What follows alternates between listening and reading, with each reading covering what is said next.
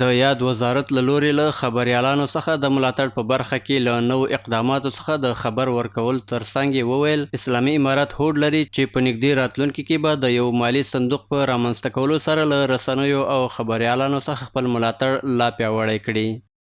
ولی اطلاعات فرهنګ وزارت د خبریالانو ته د اسانتیاو د رامنځته کولو په موخه باندې ځانګړي د هویت کارتونه جوړ کړي دي چې ټول خبریالان کولای شي دا کارتونه واخلي. همدا ډول د صندوق په اړه باندې تاسو یادونه وکړه.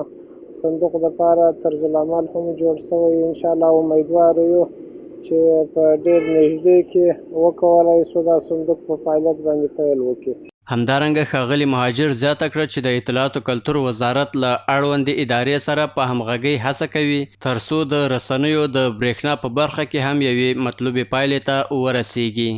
نه یوازې په بلخ کې بلکې په ټول هیواد کې د رسنیو دا غوښتنه ده چې د برېښنا د بلونو په اړه باندې دوی سره همکاري وشي. اطلاعات فرهنګ وزارت په دې برخه کې د اړوندو ادارو سره بېلابېل مجلسونه کړي او همدا ډول موږ به نور هم دې موضوع ته توجه کوو. امیدوار یو چې دې موضوع ته یو د حل لاره راوباسو. ورته مهال په بلخ ولایت کې یو شمېر خبریالانو د اسلامي امارت له لوري په هر اړخیزه توګه د ملاتړ څخه د ستاینې ترڅنګ یې د رسنیو د پاتې ستونزو پر حل هم ټینګار وکړ.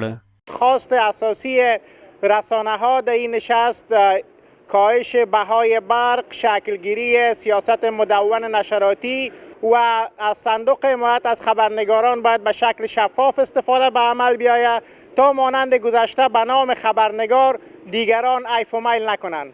خواست مشخص رسانه ها و صاحب امتیازهای رسانه کاهش صرفه برق بود و همچنانی که خبرنگارا از صندوق حمایت خبرنگاران در افغانستان حمایت کردند و خواستار فعالیت شفاف این صندوق شدند. یکی از بزرگترین نگرانی ها همواره موضوع بلند بودن صرفی برق رسانه ها بوده که امروزه هم یک چالش بسیار بزرگ است و تقاضای ما از مسئولین درجه اول حکومت این هست که توجه بکنند تا به این مشکلی که خیلی جدی هست و سبب شده یک تعداد رسانه ها مسدود شود و رسیدگی بکنند. د یادولو وړ ده چې اوس مهال په بلخ ولایت کې 6 ټلویزیونونه 12 راډیوګانې او 4 نشریې رسنیز فعالیتونه ترسره کوي.